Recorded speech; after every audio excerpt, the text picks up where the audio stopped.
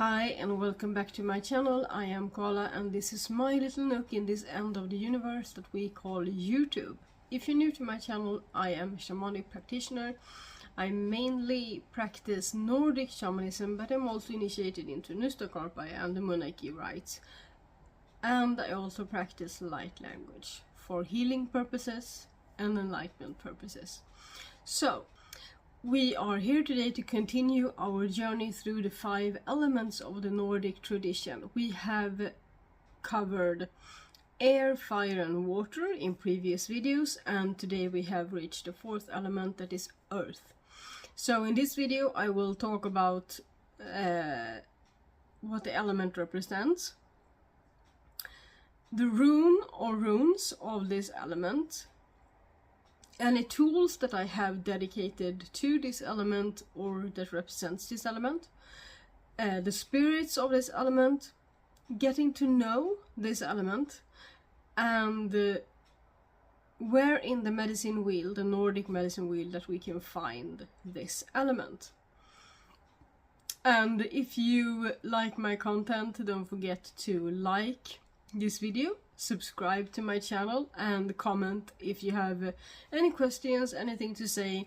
And if you don't have anything to say, then I would love an earth related emoji in the comment section so that I know that you are watching. And I will reveal another emoji at the end, so if you watch till the end, please leave that emoji as well, so I can see that you are with me, you are here, and so being supportive, and yeah. Okay, so this element, earth, what does it represent? Well, earth represents a lot of things. It's most of all, it's the physical world and the physical realm. So this element represents the life-giving, or not life-giving, but nourishing earth.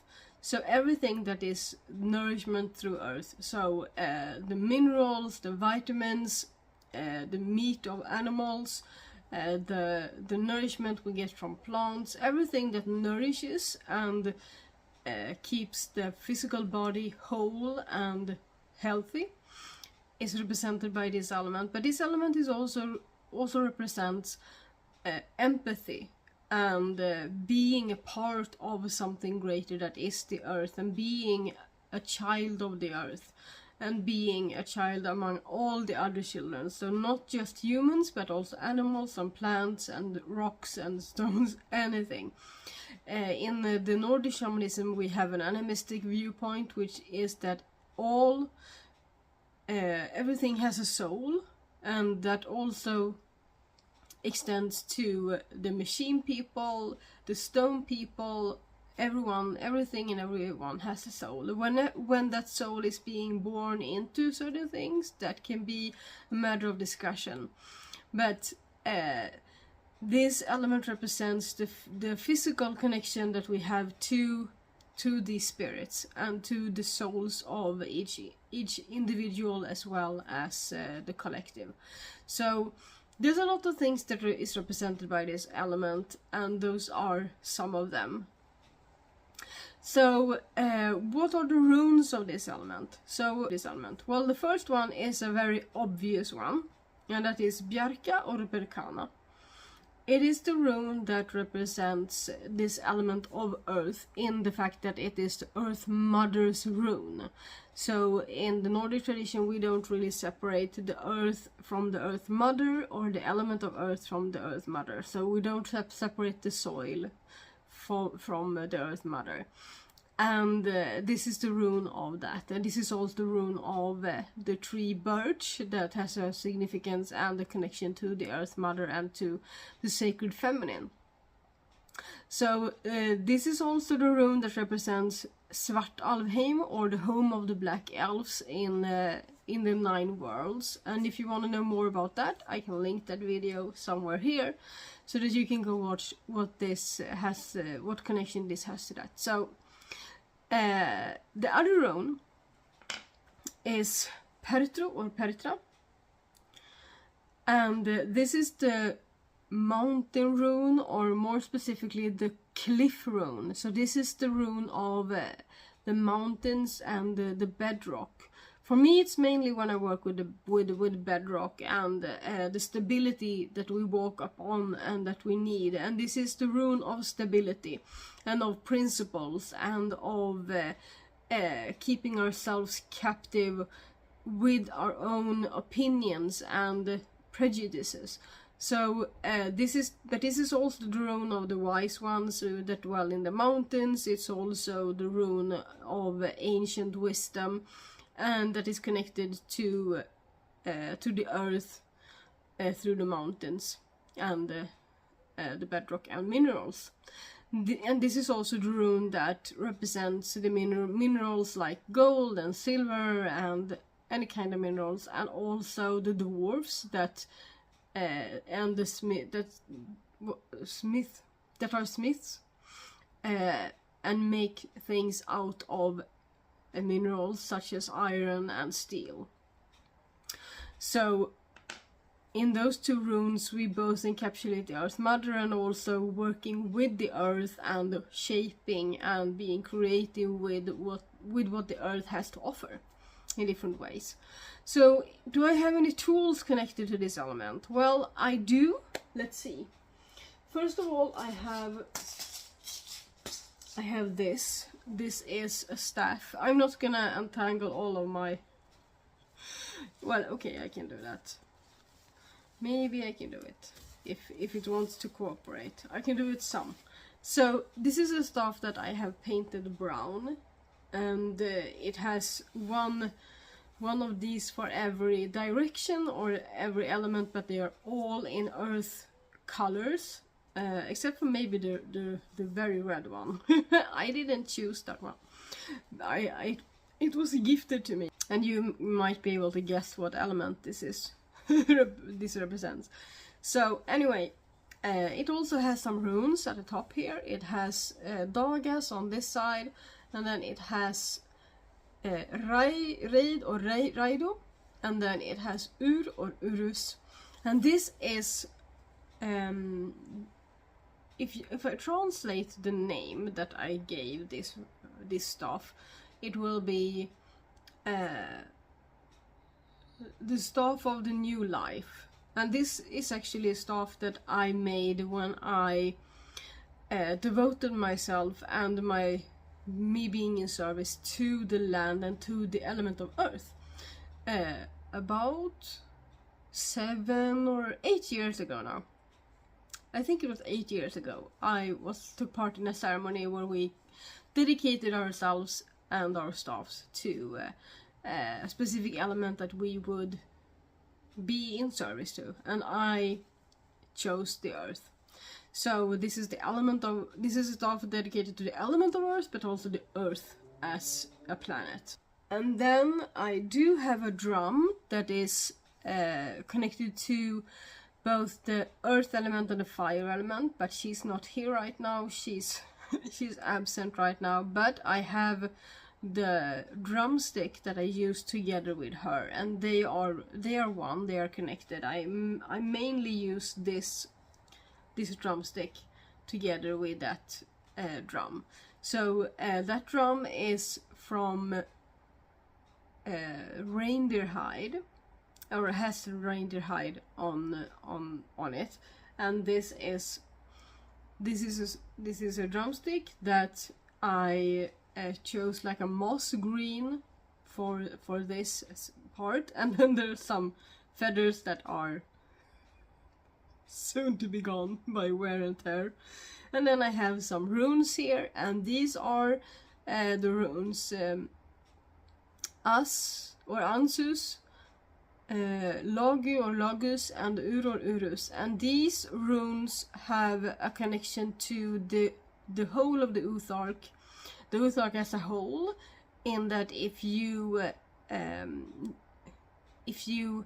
count on the number magic for these runes, they represent the whole of the Uthark. So if you want, you can use all of the runes as a set, you know, in protection spells or in protection work, and to protect objects or to protect a circle that you open, a sacred space. And if you don't want to draw all of the runes or carve all of the runes, this is a way to maintain that magic and that protection, especially the protection energy, by only using 3 of the runes. So these are the 3 runes. So I have a habit of using them to protect my my things, such as drumsticks.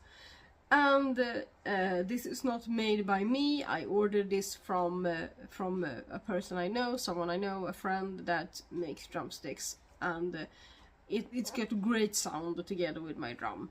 So, what are the spirits of this element that we work with in the Nordic practice? Well, we do have the black elves that I talk about in another video, that are fertility spirits, but also shadow spirits. So other spirits that are connected to this is the earth, like the elemental spirits of this element of earth. All of the spirits that dwell below the crust of the earth, you can say, but before you go all the way down to the underworlds. So those that dwell in the crust of the earth. So those spirits connected to the mountains and to the cliffs, those connected to the plants and to any plants, flowers, trees, you have it, everything like that. And all of the spirits that dwell on the earth or live on the earth, but in another realm. So such as elves and dwarves, and well, dwarves are below the crust. So such as elves and we have a word diser in Swedish. I don't think there is a translation, but it's they are related to elves, I would say. Those are the spirits that you can see in the mist when the earth is warmer than the air and the mist rises. You can see these spirits dance in the mist. So some people call them elves, I call them diser. And diser is also connected to the upper worlds of the Nordic map of cosmos, in that Freya is one of them. So everything is kind of connected. So even though Freya is not directly connected to the earth element, she's connected to it through that she is a Dis, and that she that they dwell on the earth when they do certain things. So, and you can work with them through working with the earth. It's like everything is connected, and there are pathways and like,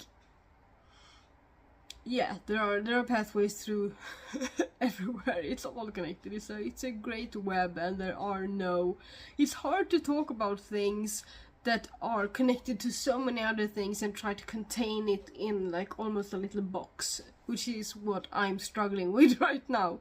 So when I work with the earth spirits, I mainly work with the spirits that are directly in the earth and in the trees and in the plants and in the stones. When I work with like physical objects, or when I work with the machine people, like my laptop or my phone or anything like that, and I want to connect to them. So there are a lot of spirits, and of course when we work in Seder, we can call upon the elemental spirit of the earth, as well as the elemental spirit of fire and water and air, etc. So getting to know the element. Well, this is very simple, I would say. It's about being present, being in the here and now, and working with the earth, like putting your hands in the earth, or laying with your back to the earth, or just walking barefoot in moss, So getting to know this element is by being physical with the element first and foremost, and then you can meditate with the different spirits of the element, like plants and stones and all of those things.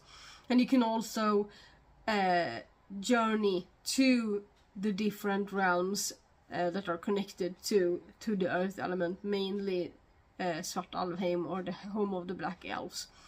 But you can also journey in the middle world to different locations and different geographical locations, like mountains or plains or homelands. If you have roots somewhere else, that can be a way to connect with this element, to connect with the earth in a spiritual way as well as a physical way, or a spiritual way if you can't get there and work with it physically. So where in the medicine wheel can we find the earth element? We find the earth element in the middle of the wheel. So in the Nordic wheel we have north is where we have north is where we have the mountains. So to some extent we have and we have the deep forests. So to some extent we have the earth element there, but mainly we have it in the middle where we have the earth mother. So we work with the element of earth mainly in the middle of the medicine wheel, and then it's adjacent to the north, but the north is closer to the element of the next episode and the last episode in this little series, which is ice.